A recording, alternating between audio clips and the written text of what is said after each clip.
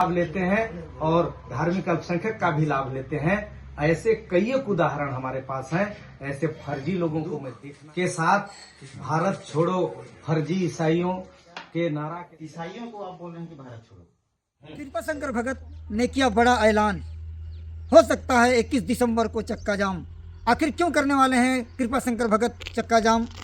इस वीडियो में आपको पूरी जानकारी मिलने वाली है, तो पूरी वीडियो आप अंत तक देखिए। मैं उस वीडियो की ओर लेकर चलूँगा। आखिर क्यों करने वाले हैं कृपा शंकर भगत चक्का जाम 21 दिसंबर को। मैं असरार आलम और आप देख रहे हैं अपना आस्था को आपने सब्सक्राइब नहीं किया है तो सब्सक्राइब कर लेंगे, क्योंकि छोटी बड़ी खबरें मैं इस क्षेत्र से हमेशा आप तक पहुँचाने का काम करता हूं। तो जो भाई सब्सक्राइब नहीं किए हैं वो दबाकर सब्सक्राइब कर लेंगे, क्योंकि हम इस क्षेत्र से हमेशा आप लोगों तक खबरें पहुंचाने का काम करते रहते हैं। जी हाँ, आपने सही सुना, 21 दिसंबर को हो सकता है चक्का जाम, कृपा शंकर भगत ने कहा है। आप इस वीडियो में आप देखिए कि कृपा शंकर भगत ने काफ़ी कुछ इस वीडियो में कहा है। वीडियो के अंत तक आप पहुँचिए और देखिए। मैं आपको उस वीडियो की ओर लेकर चलता हूँ, जो कि कृपा शंकर भगत हमेशा सुर्खियों में छाए रहते हैं। बिना देरी किए हुए आपको लेकर चलता हूं उस वीडियो की ओर। वीडियो में बने रहिए। जी, तो क्या ईसाइयों को आप बोल रहे हैं कि भारत छोड़ो? ईसाइयों को भारत छोड़ो क्यों आंदोलन? क्योंकि देखिए, ये ईसाई लोग विदेशी धर्म को मान रहे हैं और ये हमारे देश का भगवान या किसी भी का नहीं कहते हैं। लोग कहते हैं कि यीशु राजा का अनुशासन और उनको राजा मान करके ये मतलब हैंडल होते हैं वेटिकन सिटी से, और भारत की मान बिंदुओं का हमेशा अपमान करते हैं और उनके साथ किसी भी तरीके से उनका समव्यवहार नहीं है, और ना ही हमारे संविधान के प्रति उनको किसी प्रकार का प्रेम और स्नेह है, ना ही ये संविधान को मानते हैं। एक गैर संविधानिक रूप से चोरदेवा की तरह देश को खोखला करते जा रहे हैं। और आपको मैं ये बता देना चाहूंगा कि जसपुर में 1905-6 में फादर लिंटन नाम का बेल्जियम से आकर के एक अंग्रेज ने बहुत ही धोखापूर्वक जंगलों की अंतर में जाकर के खड़कोना में जाके 4 परिवार के 64 लोगों का प्रथम बार धर्मांतरण करने का काम किए थे। उसके बाद आज मात्र 120 साल में किस गति से बढ़े हैं कि 2.5 लाख से ऊपर हो गए, वे स्वयं दावा करते हैं। तो और मैंने जब कलेक्ट्रेट से इसकी जानकारी मांगा, 2.5 लाख से ऊपर जिले में, हाँ जिले में, जब कलेक्ट्रेट से जिला का आंकड़ा मांगा मैं, तो वहां पर मुझे निरंक बताया जा रहा है। तो मैं हैरान रह गया, दंग रह गया। तो सिर्फ फर्जी रूप से बन जाना, उसके देखिए, ये कानूनी रूप से, मतलब आपने कहना कानूनी रूप से इन्होंने धर्मांतरण नहीं किया। हाँ, भारतीय संविधान के रूप से कानून तो ये आपको अधिकृत रूप से मिला है ये जानकारी? जी, अधिकृत रूप से कलेक्ट्रेट से मिला है। कॉपी उपलब्ध कराएंगे? जरूर कराएंगे। तो उस हिसाब से तो उनका धर्म अवैध हुआ ना? हाँ, धर्म अवैध है, लेकिन नागरिकता अवैध कहाँ हो रहा है जो भारत छोड़ेंगे?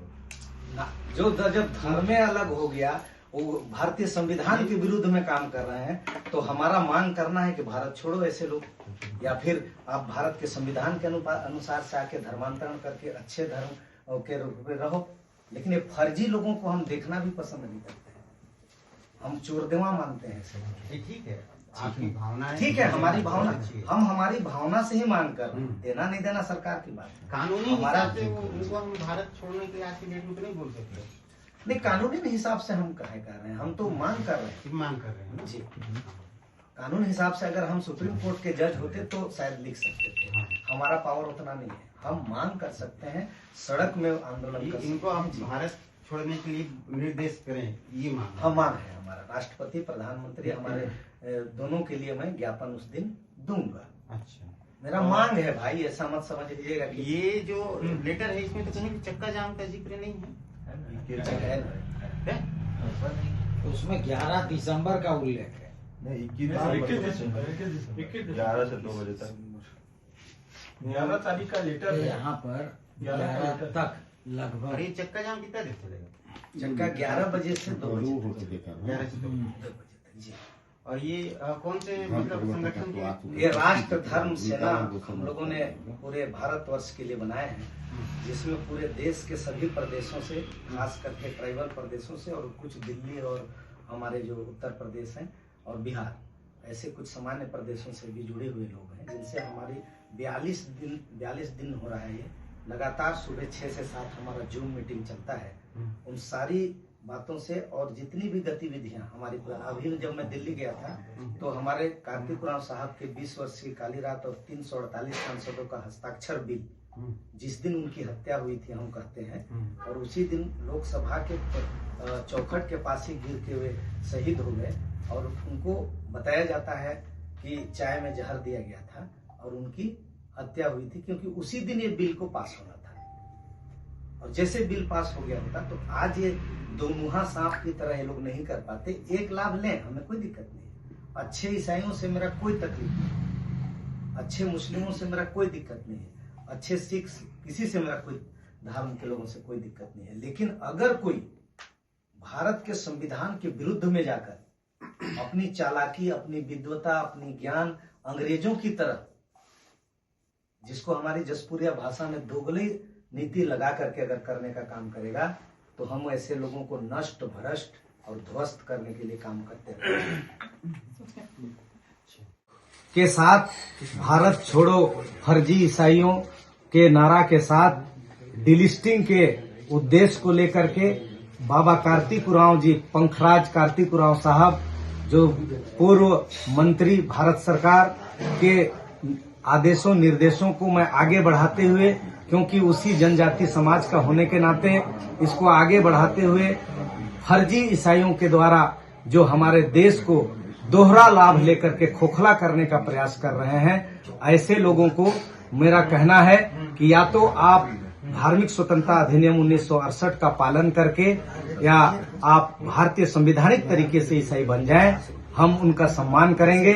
लेकिन आज जिस तरीके से दोहरा लाभ लेते हैं, आदिवासी का भी लाभ लेते हैं और धार्मिक अल्पसंख्यक का भी लाभ लेते हैं, ऐसे कई एक उदाहरण हमारे पास हैं। ऐसे फर्जी लोगों को मैं देखना भी बर्दाश्त नहीं करता हूं। इसलिए मैं इन लोगों को भारत छोड़ो का नारा दिया हूं और ये दुख और तकलीफ के साथ कर रहा हूं, क्योंकि हम लोगों ने कार्तिक उरांव साहब से लेकर के कुमार दिलीप सिंह जूदेव जी से लेकर के सारे हिंदुस्तान के सनातनियों ने, जनजातियों ने इस मांग को उठाया, इस कारवां को आगे बढ़ाए हैं, लेकिन ये नहीं हो पाया है आज तक भारत देश में। आज हम लोग गर्व से कहते हैं कि हमारी डबल इंजन की, तिबल इंजन की, चौबल इंजन की सरकार है, उसके बाद भी हमारा काम नहीं हो पा रहा है। हम सिर्फ उनको या तो अल्पसंख्यक चले जाएं या आदिवासी में वापस आ जाएं, भात भीतर हो जाएं, यही हमारा निवेदन और प्रार्थना है। कई आंदोलन के बाद नहीं हुआ है, इसलिए अब हम लोग चक्का जाम करने के लिए विवश हो गए हैं और जबरदस्त चक्का जाम करेंगे और मांग पूरा जल्दी नहीं होगा तो उससे भी कड़ा आंदोलन करने का काम करेंगे। ये इनको आप फर्जी ईसाई या क्रिस्तान किस आधार पे बोल रहे हैं? हम इनको भारतीय संविधान के 1968 धर्म स्वतंत्रता अधिनियम कहता है कि अगर आपको जिस धर्म का पालन करना है या आपको धर्म परिवर्तन करना है तो आप हमारे जिले के कलेक्टर, एसडीएम के पास एक चिट्ठी भेजिए और एक आवेदन दीजिए। वे दोनों समाज को, मान लिया जाए उरांव है तो दोनों समाज को, जो ईसाई धर्म गुरु के लोगों को और हमारे उरांव समाज के बैगा, पहान, पुजार और हमारे सामाजिक अगुआ लोगों को, बेल, दीवान, कोटवार, करटाहों को बुलाएंगे और ये केस चलेगा और दोनों पक्ष से अगर सहमति बन जाएगी तभी धर्म परिवर्तन कर सकते हैं कोई भी जनजाति लोगों के लिए खास करके। तो इस अधिनियम का ये पालन ही नहीं करते हैं और धोखापूर्वक अल्पसंख्यक का भी बेनिफिट उठाते हैं और धोखा देकर के भारतीय संविधान से जाति प्रमाण पत्र के नाम पर ये आदिवासियों का भी हिस्से को खा रहे हैं, जिससे कोरवा जनजाति से लेकर के बिरहोर जैसे हमारे जनजातियों को उठाने के लिए, अंतिम व्यक्ति को आगे बढ़ाने के लिए आरक्षण का प्रावधान हमारे डॉक्टर बाबा साहब भीमराव अम्बेडकर और हमारे संविधान निर्माता के लोगों ने कई किए थे और सभी सरकार उसको आगे बढ़ा रहे हैं, लेकिन आज तक आरक्षण का कोटा किसी का पूरा नहीं हो पाया है। तो ये फेल मैं मानता हूं।